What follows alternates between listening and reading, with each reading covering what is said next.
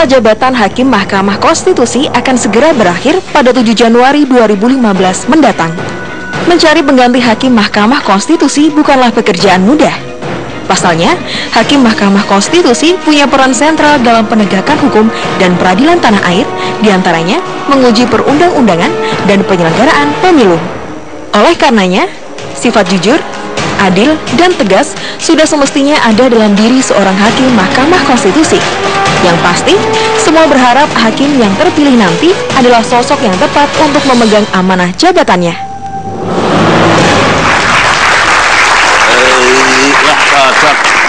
Enak mas pijatanmu itu. Kalau kamu tuh perempuan, aku jadikan bini tahu. Saya laki-laki. Kalau saya perempuan juga saya mikir-mikir juga. Ini kan sebentar lagi tahun baru Mas Sentilun. Gimana kalau kita sekali-sekali jalan-jalan lah, liburan. Mas Sentilun ini kan bertahun-tahun kerja tapi nggak pernah liburan. Gimana kalau kita ke luar negeri, keliling dunia? Keliling dunia? Iya. Naik apa? Jalan kaki.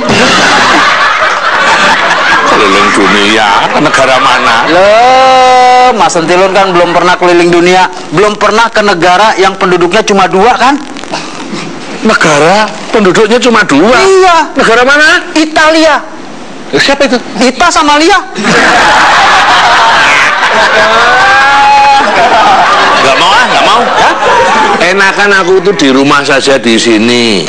Bisa santai, bisa dipijitin sama kamu loh.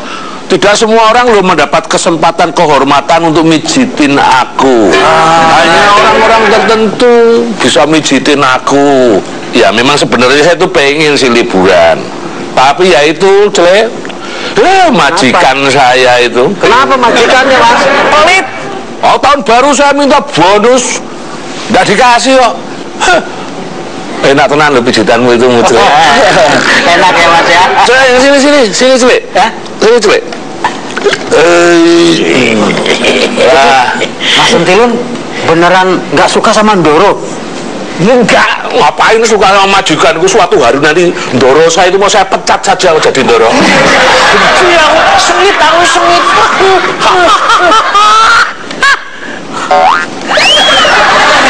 Hati-hati kalau bicara. Ndoro saya ini baik sekali. Orangnya murah hati, dermawan. Enggak. Ndoro saya ini baik. Saya udah kasih kode, diam aja.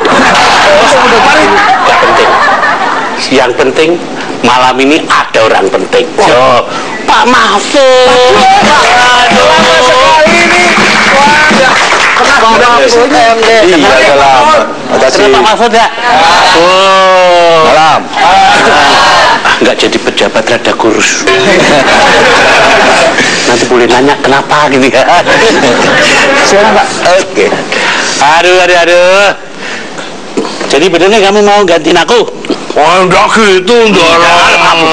Jangan gitu gimana? Enggak, tadi cuma bercanda. Sebab kalau menurut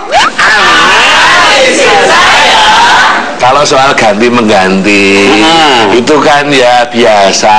Nah, seperti pejabat itu kalau habis masa jabatannya ya diganti. Maksudku nyindir Pak Mahfud. Loh, Pak Mahfud memang sudah pernah menjadi pejabat, sudah jadi manusia merdeka sekarang. Itu loh, Mahkamah Konstitusi sekarang itu.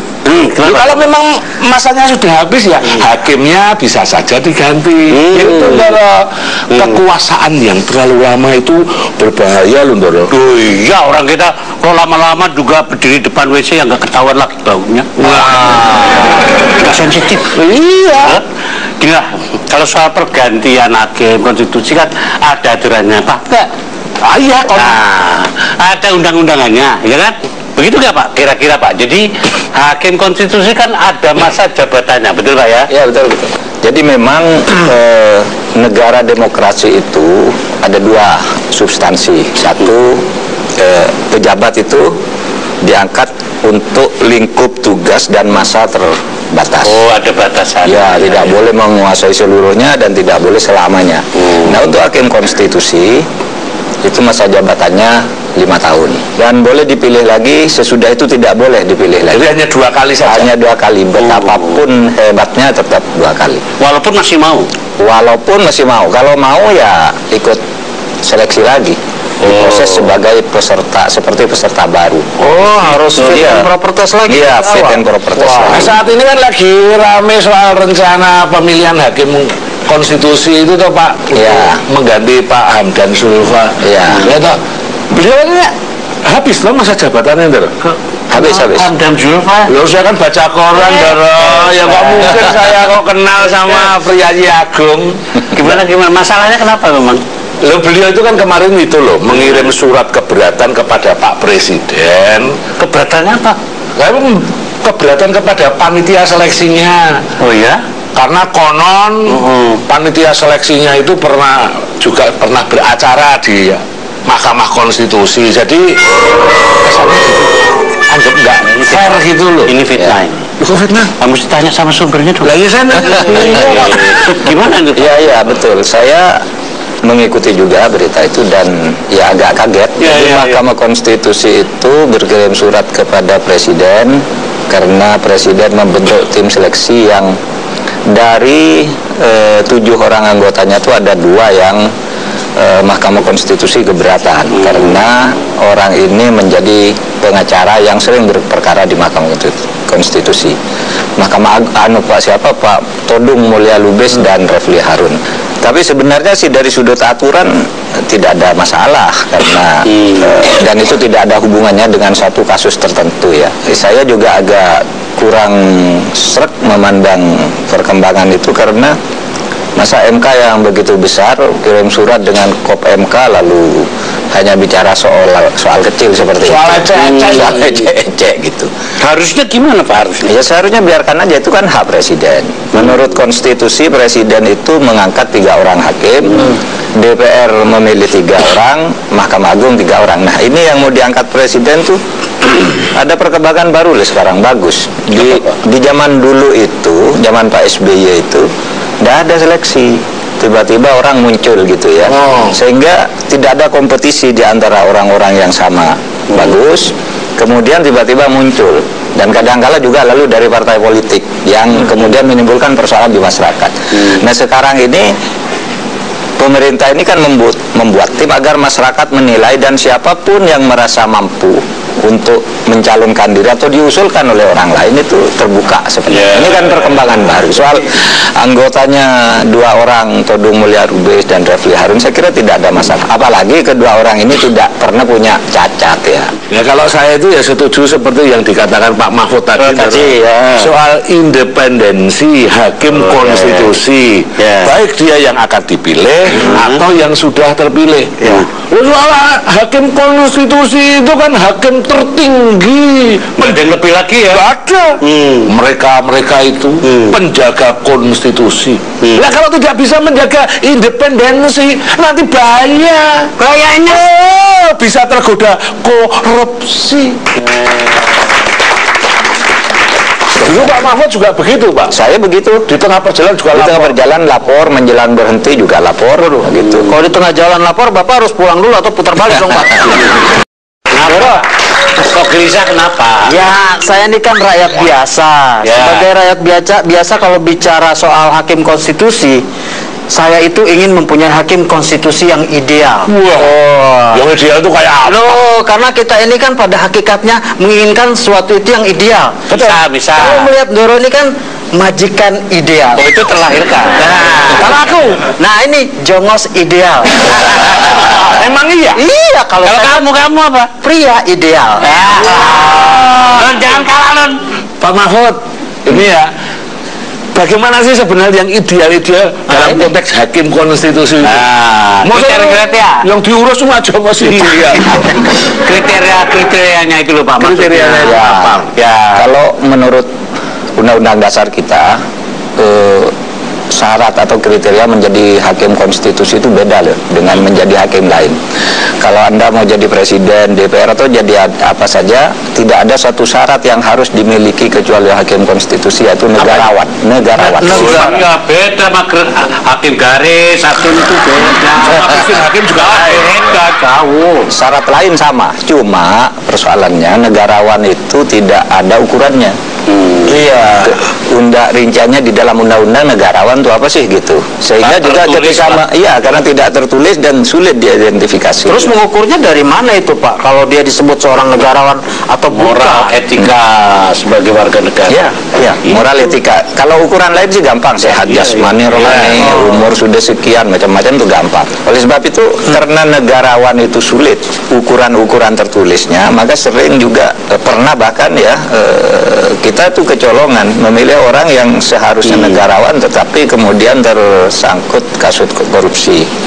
Malah korupsinya brutal sekali gitu ya. Itu masalah. Gelek lagi. Nah itu dia. Oleh sebab itu menurut saya seleksi hakim seperti di masa lalu itu supaya segera diakhiri. Dulu seleksi hakim itu tertutup sekali. Kalau di DPR itu ada fit and proper test terbuka, dinilai oleh orang, tetapi sebenarnya sudah ada permainan di antara mereka. Bicara, saya dong teman kamu dipilih. Nah kalau begini betul kata Sentilun tadi, itu bisa tergoda oleh korupsi karena sebelum jadi itu sudah ada semacam penyanderaan. NPWP nomor piro.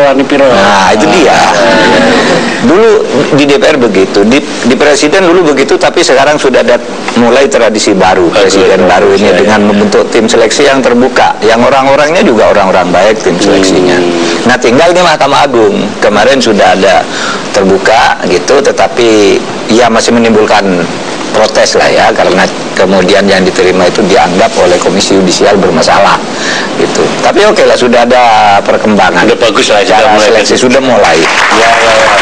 Jadi memang proses pemilihan calon hakim konstitusi yang dilakukan oleh panitia pelaksana kali ini menurut Pak Mahfud memang sudah on the track gitu ya. On the track. Jadi calon hakim itu diserahkan ke KPK dulu. Apa ini juga soal yang baru? Baru. Dan mereka bersedia, dan itu baru tuh Pak? Baru dan bagus kalau itu bisa dilakukan. Saya kira bagus ya, sehingga seorang hakim itu sejak awal sudah bersih, paling tidak menurut KPK ya. Toh kalau menyembunyikan sesuatu ketika dia diperiksa oleh KPK, nanti di tengah jalan akan ketahuan. Karena hakim konstitusi itu seharusnya ketika akan masuk itu melaporkan kekayaan ke KPK, nanti di tengah jalan 2 tahun berjalan melapor, menjelang berakhir juga melapor. Ini kalau yang tertib gitu ya. Tapi ada hakim yang sejak awal tidak ngelapor, nanti sudah selesai baru dikirim surat, belum melapor gitu, baru buat laporan.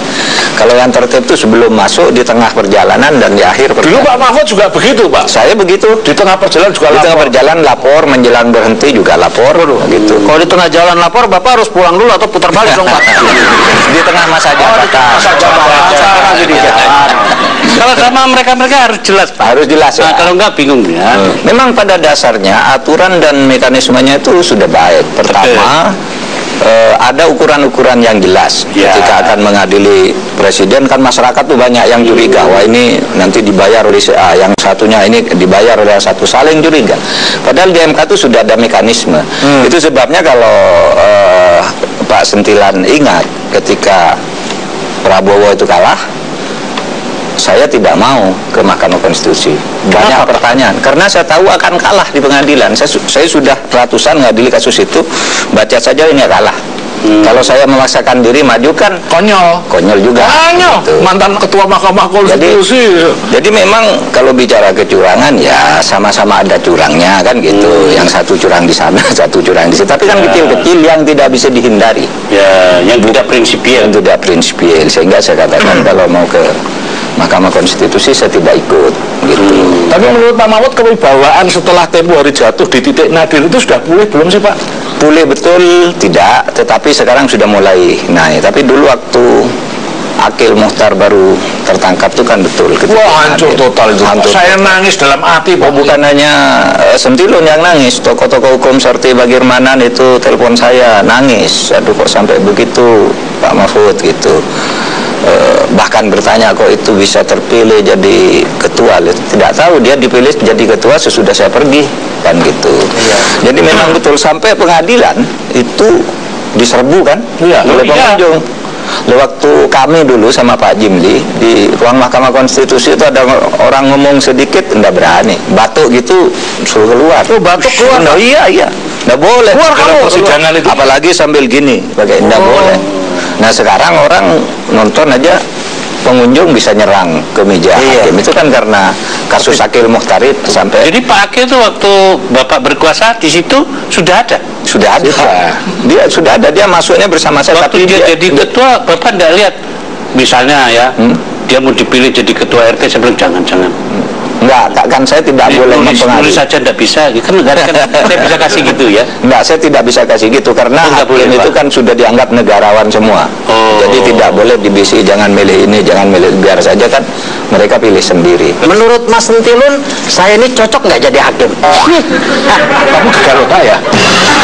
Ini kan bikin pertanyaan aja, ya sudah, kalau gitu saya tanya kepada kawan-kawan yang ada di depan sini. Kira-kira saya cocok nggak jadi hakim? Enggak. Bagus. Jelas itu.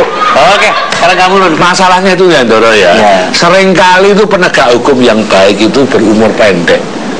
Itu yang menjadi orang panjang ya. Orang baik berumur pendek. Akan ada pepatahnya Ndoro. Apa?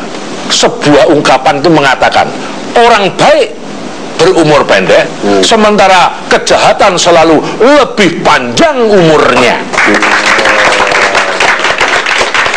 Sebagai pemilik pom bensin mencurigakan, uangnya rapi sekali, tidak mungkin uangnya pom bensin itu rapi. Mungkin istrika dulu Pak biar rapi, baru disetor. Ini Pak, saya itu sangat percaya bahwa guru yang paling hebat itu namanya pengalaman. Sekarang lagi proses pelaksanaan seleksi. Nah, sebagai mantan ketua MK, bagaimana organitas seleksi ini benar-benar bisa memilih dengan tepat. Jadi begini, ada kecenderungan seleksi itu kan melalui tes-tes resmi, suruh bikin makalah, wawancara. Dulu kita pernah terkecoh juga ketika Komisi Yudisial Angkatan Pertama. Yudisial itu adalah pejabat negara yang tugasnya mengawasi hakim. Nah, kita milih orang terbaik, muncullah 7 orang terbaik. Tiba-tiba salah satu jannya tidak lama sudah ditangkap oleh KPK. Padahal dia sudah pilihan terbaik di DPR. Nah, belajar dari ini maka seleksi hakim itu harus didalami track recordnya, catatan perjalanan hidupnya. Ketika dia menjadi jaksa seperti apa, ketika jadi dosen seperti apa, itu kan dilacak semua. Pernah terlibat kasus hukum atau tidak, lalu kekayaannya sesuai dengan profilnya apa tidak. Misalnya sentilan, misalnya seorang pengusaha pom bensin, karena pengusaha pom bensin tiba-tiba nyetor ke uang 500 juta misalnya, uangnya itu masih diikat dari bank. Itu kan tidak sesuai dengan profil. Kalau pedagang bensin kalau nyetor uang meskipun 500 juta mestinya uangnya itu kocar-kacir, tidak. Nah, kalau itu kan bisa dilacak dari itu. Ini pernah nyetor uang sebagai pemilik pom bensin mencurigakan, uangnya rapi sekali, tidak mungkin uangnya pom bensin itu rapi. Mungkin istrika dulu Pak biar rapi, baru disetor kan, kalau di pom bensin langsung diangkut gitu. Nah, ini track record gitu. Ditanya ke tetangganya dan macam-macam. Ini apalagi yang ikut tes sudah doktor semua kan, itu seleksi. Suruh bikin paper bisa, suruh pidato bisa, suruh menjelaskan konsep-konsep bisa, tapi track recordnya itu yang harus tabiatnya. Ya. Untungnya lo tabiatku itu amburadul. Makanya aku nggak berani melamar jadi hakim. Aku self control. Ngerti, aku nggak mau jadi hakim. Jadi begini Ndoro, kalau menurut kita saat ini ya Ndoro, banyak kritik terhadap surat Mahkamah Konstitusi kepada Presiden itu soal panitia seleksi. Saya yakin itu karena banyak orang yang sebenarnya itu mencintai Mahkamah Konstitusi, pengen betul menjaga supaya MK itu bagus, kuat dan berwibawa. Jangan salah, gitu kan? Iya, betul nggak Pak? Kira-kira karena rasa kepemilikan dari masyarakat itu. Iya, saya setuju dengan Mas Sentilun ini. Itu sudah pasti. Saya juga pengen Mahkamah Konstitusi itu kan semakin baik. Nah, terus terang Pak, saya juga kenal dengan para hakim konstitusi Pak. Kenal? Kenal. Berlaku kamu. Saya kenal dengan para hakim konstitusi, cuman para hakim ini tidak kenal dengan saya. Pantas. Aduh, kamu ini kita lagi ngomong serius. Beneran, Doro. Gini Pak Mahfud ya, sebagai mantan ya kan, kita dengar ini penting ya. Apakah pernah menghadapi godaan-godaan tadi? Sering. Itu bisa dari berbagai jalur. Satu, jalur politik. Itu biasanya pejabat-pejabat penting itu ingin ketemu, lalu ngomong, wah ada perkara gini-gini. Itu sering sekali. Kemudian ya saya katakan nanti akan dibantu gitu. Pokoknya keadilan. Pada saat itu Bapak gitu. Akan dibantu, pokoknya Bapak akan dapat keadilan. Nanti kalau ternyata kalah gitu, dia telepon, Pak katanya akan dibantu. Ya itulah keadilan. Gitu. Saya jawab begitu, itulah keadilan. Cuma saya harus jujur katakan selama saya jadi ketua MK itu kalau presiden tidak pernah mempengaruhi, termasuk dalam kasus-kasus dia. Tapi kalau menteri-menterinya banyak gitu. Yang untuk urusan menterinya, urusan partainya gitu, partainya para menteri. Lalu di DPR juga banyak. Tapi kan uang juga. Jadi ada yang menjanjikan, Pak tolonglah Pak ini, Bapak ini ada dana lah untuk wakaf, kegiatan-kegiatan pengabdian Bapak ke masyarakat, untuk kegiatan keagamaan, untuk apa gitu, bakti sosial gitu. Bahkan seperti yang beberapa kali saya ceritakan, pernah ada orang mau ngasih tanah 5 hektar. 5 hektar nih Pak, 5 hektar Bapak tolong dibantu perkaranya ini untuk umat katanya. Lah untuk apa? Tanah, saya bilang, saya kan sudah punya rumah. Nah ini kan untuk Bapak kan juga orang NU, ini untuk kegiatan NU bagus katanya. Loh kalau Bapak mau ngasih ke NU, kasihkan aja ke NU, saya kan bukan pegawai badan wakaf, saya bilang.